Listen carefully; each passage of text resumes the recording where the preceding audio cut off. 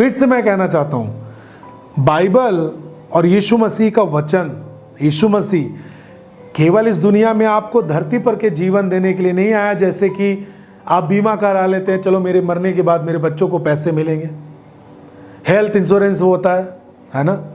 कोई संस्था होती है जो चैरिटी के काम करती है, गरीबों में खाना बांटती है, राशन बांटता है, गरीबों के लिए फ्री यात्रा करवाते हैं।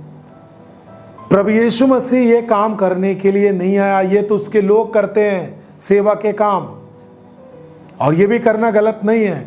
मैं आपको प्रभु के काम को उद्देश्य बताता हूं, परंतु प्रभु यीशु मसीह इस दुनिया की सच्चाई है, यानी दुनिया की शुरुआत कैसे हुई, किसने की, वो चीज प्रभु यीशु मसीह है। और इस दुनिया में वर्तमान चीजों का, हर चीजें जो घटित हो रही है वो सब बाइबल में नोट है, बाइबल में। और यीशु मसीह किस तरह अपने लोगों को बचा रहा है, और आने वाले भविष्य यीशु मसीह है, आदि और अंत यीशु मसीह है, सब कुछ यीशु मसीह है। वो केवल आपको धरती पर के जीवन को ही देने के लिए इस दुनिया में नहीं आया है। आमीन। कहने का मतलब यह है कि प्रभु यीशु मसीह जब इस दुनिया में आया है तो वो जो प्रेम दिया, उस प्रेम के जरिए प्रभु के लोगों ने चैरिटी करना शुरू किया, जरूरतमंदों की सेवा करनी शुरू की, कोढ़ियों की सेवा करनी शुरू की। उन्होंने हॉस्पिटल खोले, रोगियों को इलाज करना शुरू किया, पढ़ाना शुरू किया, लोगों को शिक्षा देना शुरू किया। और सबसे बड़ा मकसद जो यीशु मसीह का था वो ये है कि लोगों को उद्धार का संदेश दिया जाए, लोग यीशु मसीह के सही मकसद को समझ पाए। लोग दुनिया भर की बातें फैलाते हैं कि यीशु मसीह लोगों का धर्म परिवर्तन करने आया, धर्म बदलने के लिए आया। मैं आपको कहना चाहता हूं, यीशु मसीह किसी भी व्यक्तियों के जिंदगी को बदलने के लिए आया, वो किसी के धर्म को बदलने के लिए नहीं आया।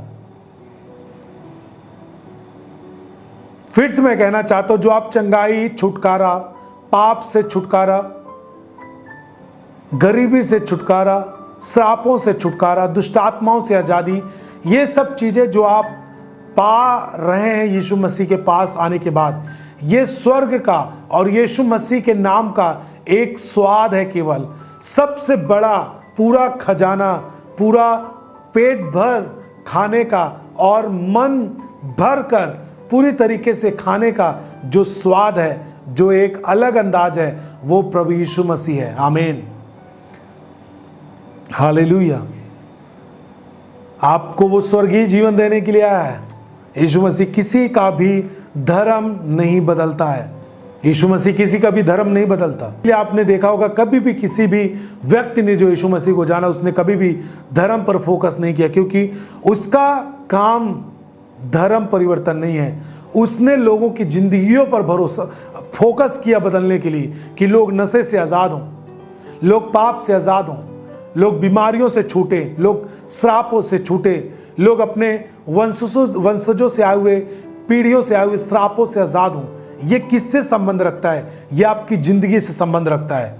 और इसीलिए ये सब चिन्ह है कि यीशु मसीह किसी का भी धर्म बदलने के लिए नहीं आया, यीशु मसीह लोगों का जिंदगी बदलने के लिए आया है। आमीन।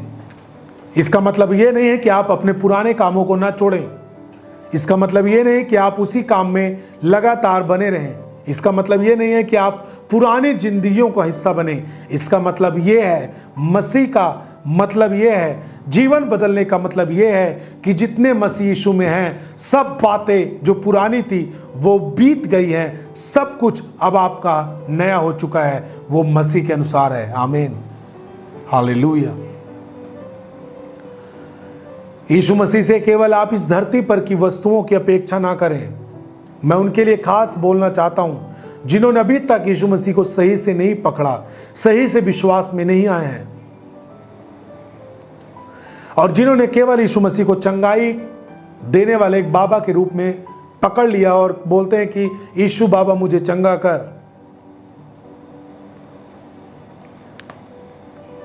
बहुत सारे लोग यीशु मसीह को एक तांत्रिक के रूप में समझते हैं, नए नए लोग। बहुत सारे लोग सोचते हैं कि जैसे सब झाड़ फूक करने वाले हैं वैसे यीशु मसीह भी है और उसके दास लोग भी हैं। नहीं, ऐसी बात बिल्कुल भी नहीं है। यीशु मसीह आपको जिंदगी देना चाहता है। अब आपके विश्वास का जो स्तर होना चाहिए, स्टेप होना चाहिए, वो कई गुना बढ़ना चाहिए, वो नीचे नहीं होना चाहिए। यदि आज भी आप केवल चंगाई के लिए यीशु को जानते हैं, प्रार्थना भी इसीलिए करते हैं कि केवल मुझे चंगा रहना है, तो आप बहुत ही अभागे लोग हैं, बदनसीब लोग हैं। बाइबल खोलेंगे हमारे साथ, पहला कुरिन्थियों उसका 15 अध्याय और उसका 19 पद पढ़ेंगे। यदि हम सब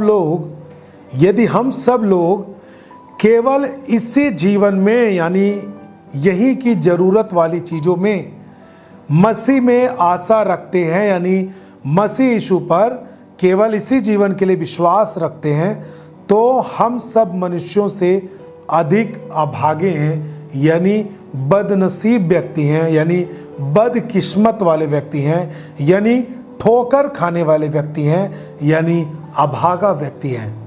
हालेलुया। आप सोचते हैं कि प्रभु मेरे बीमारी को चंगा करे और आप केवल इसीलिए प्रार्थना करते हैं।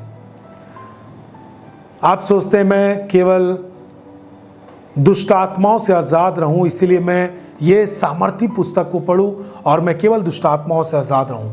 इसका मतलब यह है कि आप मसीह से केवल और केवल दुष्ट आत्माओं से आज़ाद होना चाहते हैं और कुछ नहीं करना चाहते।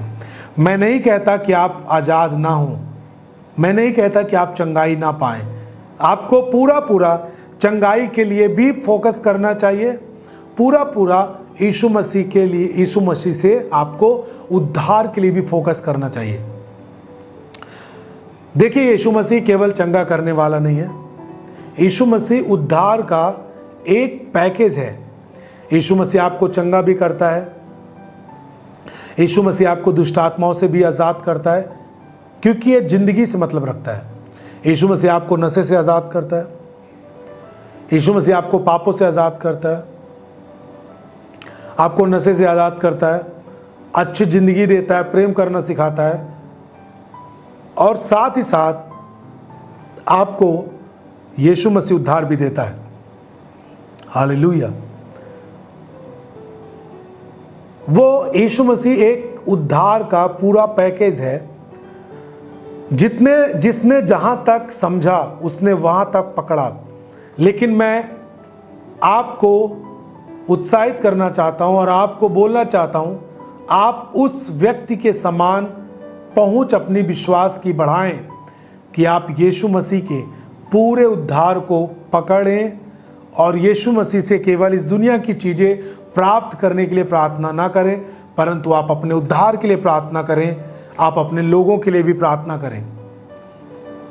आप यीशु मसीह से केवल छुटकारे के लिए प्रार्थना ही ना करें, उसके साथ साथ आप अपने उद्धार के लिए भी प्रार्थना करें, अपने उद्धार के लिए प्रार्थना करें। यीशु मसीह से आप गरीबी के श्राप को खत्म करने के लिए प्रार्थना ही ना करें, परंतु आप अपने पापों से भी आज़ादी के लिए प्रार्थना करें, ताकि आप छुटकारे पा करके, पापों से आज़ादी पा करके आप उद्धार की ओर जा पाएं। आमीन।